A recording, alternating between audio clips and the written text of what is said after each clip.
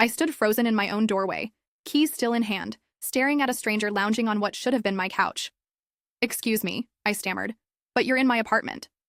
The woman looked confused, then alarmed, reaching for her phone. "This is our home. We bought it 3 months ago," she explained cautiously. "My husband has the paperwork if there's some misunderstanding." My stomach dropped as her husband appeared from their kitchen, holding a folder of documents. The deed was there, legal and binding, dated exactly 2 months ago. My apartment, my home for 4 years, had been sold while I was on a business trip abroad. I felt the floor tilt beneath me as I fumbled for my phone with shaking hands.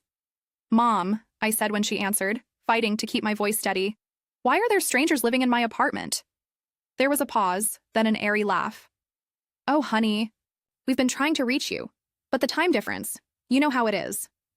Her voice had that dismissive lilt I'd heard 1,000 times. "It was just a sensible financial decision. Your brother needed help with his debts, and since the apartment was technically in our names anyway." I went numb as she continued, explaining how they'd handled everything while I was away, how they'd had to make an executive decision, how family helps family. "Where are my things?" I asked quietly, interrupting her monologue. "Oh, we put the important stuff in storage," she said vaguely. "The rest was just, replaceable." I thanked the confused new owners for their time, apologized for the intrusion, and walked out. In the hallway, I ran into Mrs. Peterson, my elderly neighbor, who looked at me with pitying eyes. "Your parents came with a moving crew," she said, softly. "They took some boxes, but I saw them throwing a lot into a dumpster. I tried to call you, dear." I nodded, unable to speak, and walked to my car. Instead of screaming or crying, I felt an eerie calm settle over me.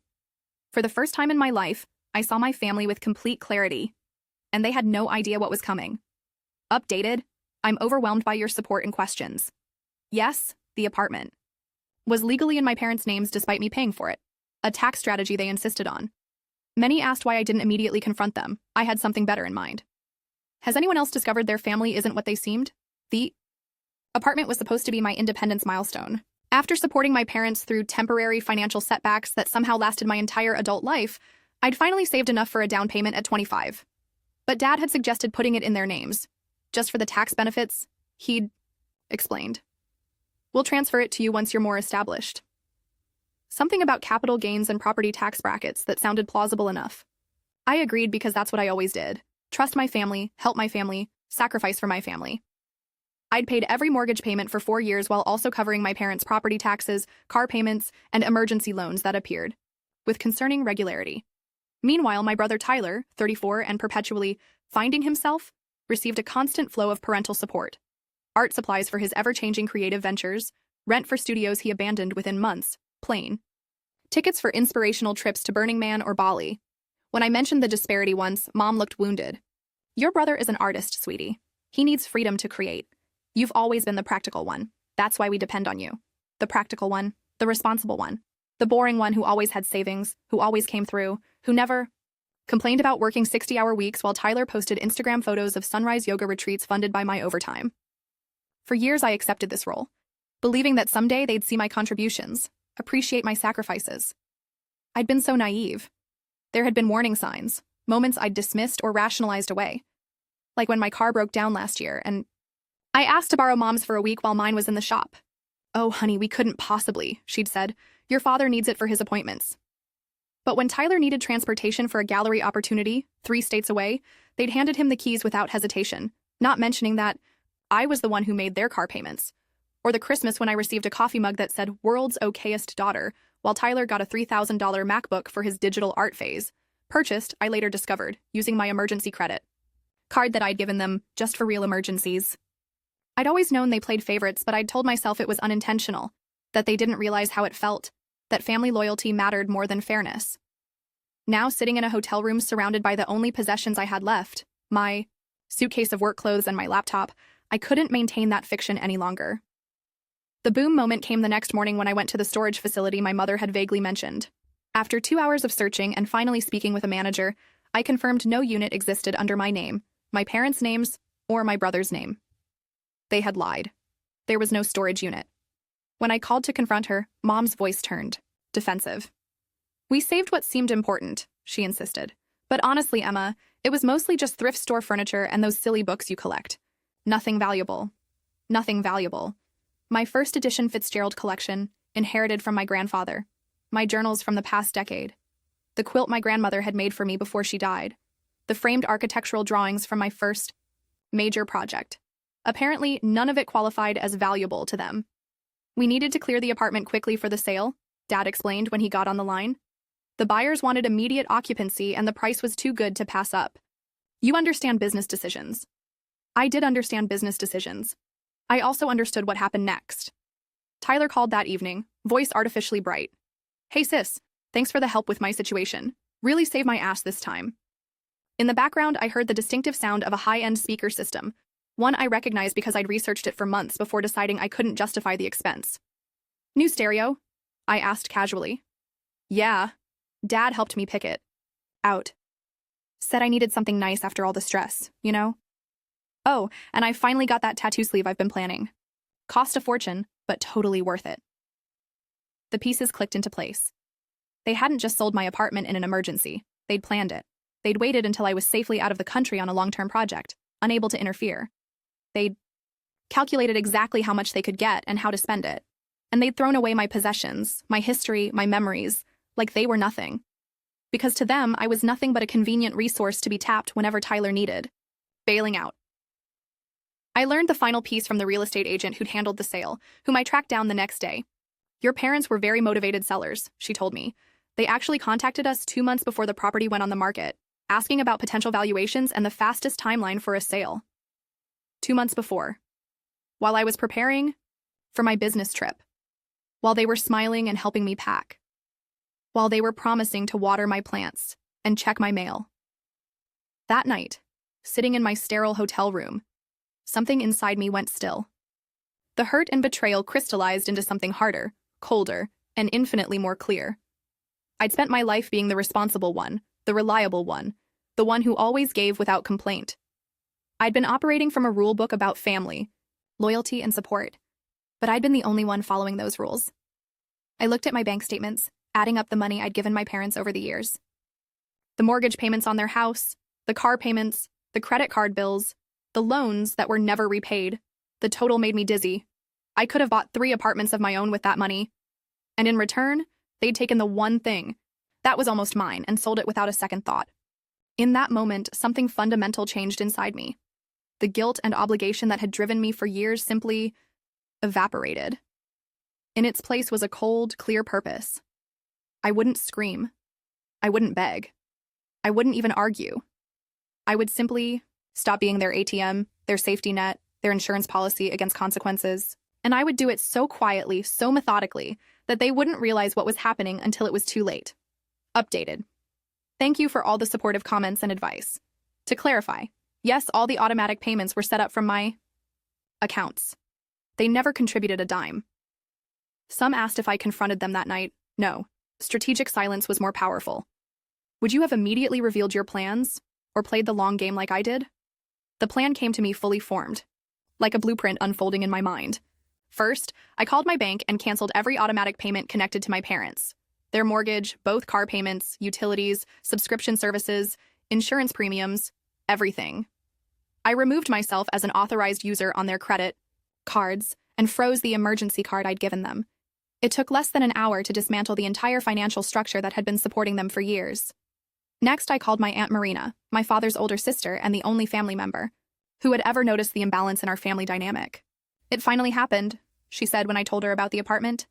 I've been waiting for years for you to see them clearly. She wasn't surprised, wasn't shocked, just sad and grimly validated. They did the same to your grandmother before she died, you know. Sold her vacation property to pay for your father's failed restaurant venture. She never forgave them, but by then, it was too late. Marina offered me her guest room until I could find a new place, an offer I gratefully accepted. Then I made one final call to Matt Kingston, a client who also happened to be a partner at one of the city's top financial investigation firms. I need to understand my parents' current financial situation, I explained, confidentially. Matt didn't ask questions, just gave me a time to meet with his team the next day. That night, for the first time since discovering my apartment was gone, I slept soundly. Not because I didn't hurt, but because for the first time in my life, I was putting myself first. The realization was both terrifying and exhilarating. Over the next few weeks, my family became increasingly frantic as their financial house of cards began to collapse. The calls started casually enough. "There seems to be some issue with the mortgage payment," Mom said in her first voicemail, tone light but with an undercurrent of tension. "Probably just a banking error. Call me when you can." 3 days later. "Emma, it's urgent that you call us. There's been some mix-up with all of our accounts." By the end of the week, "This isn't funny anymore. We're about to lose the cars. Call us immediately." I let the calls go to voicemail. I read the increasingly desperate texts without responding. I watched from a distance as they slowly realized the safety net they'd taken for granted had vanished. Meanwhile, Matt's team had discovered something interesting. My parents' house, which I'd been helping them pay for years, was underwater. They'd taken out multiple equity lines of credit, presumably to fund Tyler's ventures and their own lifestyle, and now owed significantly more than the property was worth. The bank was quietly preparing foreclosure proceedings. That's when I made my move. Through a limited liability company connected to my architectural firm, I contacted the bank and made an offer to purchase my parents' mortgage debt at a significant discount given the likelihood of foreclosure.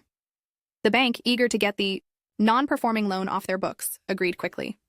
The transaction was completed quietly, with no requirement to inform the borrowers of the change in debt ownership. For 6 weeks, I maintained complete radio silence with my family while carefully documenting everything: the apartment sale, the disposal of my possessions, the years of financial support, the mortgage acquisition. I moved into Aunt Marina's guest house, started therapy, and focused on rebuilding my life from scratch. I bought new clothes, new books, new furniture, not to replace what was lost, because those things were irreplaceable, but to create something new, something that was mine alone. Meanwhile, my parents' financial situation deteriorated rapidly. Without my support, they couldn't maintain the lifestyle they'd become accustomed to. The credit cards maxed out. The late notices piled up.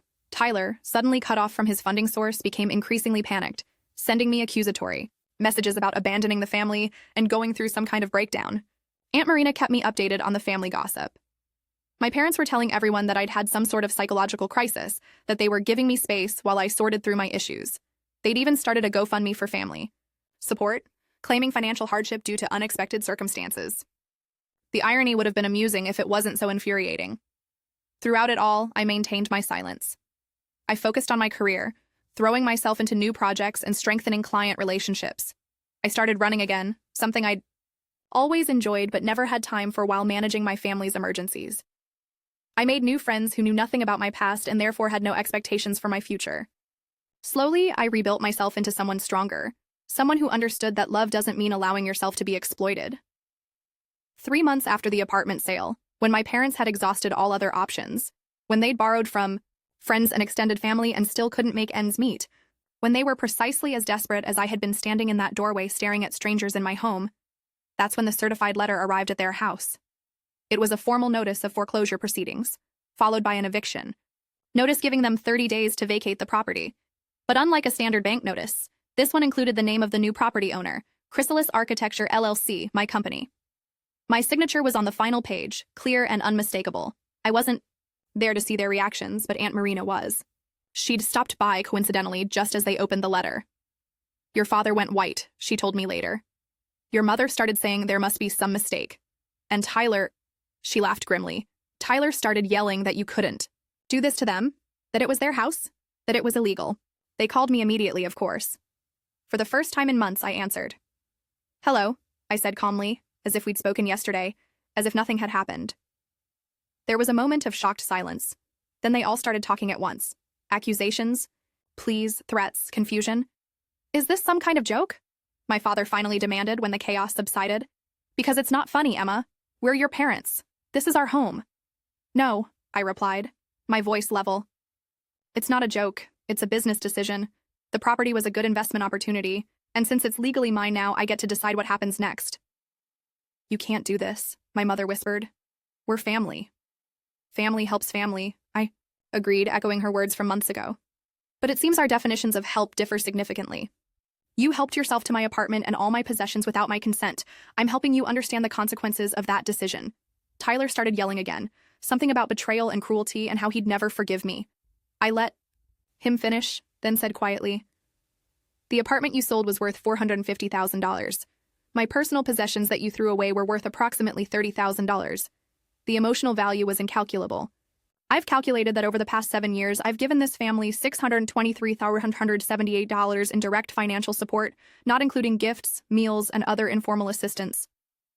The silence on the other end was deafening. The eviction stands, I continued. You have 30 days. I recommend you use that time wisely. They tried everything after that. They called family members to intervene, but most, seeing the full picture for the first time, sided with me. They threatened legal action until their lawyer, after reviewing the documentation, advised them. They had no case. They showed up at my office, creating such a scene that security had to escort them out. They even tried coming to Aunt Marina's house, but she refused to let them in. You made your choice, she told them through the door. You chose Tyler's debts over Emma's home. Now you can deal with the aftermath. The day before the eviction deadline, I received a call from a number I didn't recognize. It was Mrs. Peterson, my former neighbor. Your mother's here, she said without preamble. She's going door to door in the building, telling everyone you're mentally ill and asking if anyone saved any of your things from the dumpster. I thought, you should know. That was the final straw.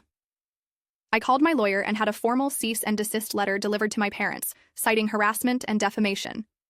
I also included one final offer. If they left the house quietly, took only their personal possessions, and signed an agreement to cease all contact with me, I would provide a one-time payment of $10,000 to help them relocate. It's more than they gave you, my lawyer observed. Yes, I agreed, but I'm not them. They accepted. They had no choice. They signed the papers, took the money, and disappeared from my life.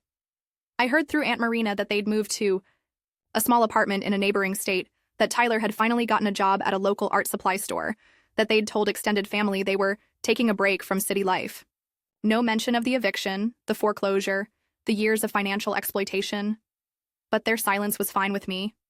I didn't need an admission of guilt. I just needed them gone. 2 years have passed since then. I own a home now, a real one, in my name only. My architecture firm has expanded, specializing in affordable housing projects and community spaces. I've started a small foundation that provides financial literacy education and legal support to victims of financial abuse, particularly within families. And yes, I've recovered from the loss of my possessions, though I still occasionally feel a pang when I think of that quilt, those books, the pieces of my history that can never be replaced. People sometimes ask if I regret my actions, if I feel guilty for the drastic measures I took. I tell them the truth. I regret only that I didn't set boundaries sooner, that I allowed the exploitation to continue for so long, that I confused sacrifice with love. Real family doesn't treat you like an ATM. Real family doesn't take your home and discard your possessions. Real family respects your boundaries, your property, and your dignity. I haven't heard from my parents or Tyler directly since they signed the agreement, though Aunt Marina occasionally mentions seeing them at extended family events. Apparently, they've crafted a narrative where I'm the villain, where they're the victims of my sudden cruelty. That's fine. I don't need their version of events to validate my own. I know what happened. I have the receipts, literal and figurative. My therapist says I've made remarkable progress in understanding that blood connection doesn't entitle anyone to exploit you, that forgiveness doesn't require reconciliation, that sometimes the healthiest family is the one you choose for yourself. Do I miss them? Sometimes I miss who I thought they were, but I don't miss who they actually are, and I never, ever regret standing up for myself at last. Updated. The overwhelming support from this community has been truly healing. Some have asked if I'd consider reconciliation if they genuinely apologized. Honestly, I don't think they're capable of that level of self-reflection. I've built a chosen family now who respect boundaries and practice actual love. Have you ever had to cut ties with family members who constantly crossed your boundaries, or am I the only one?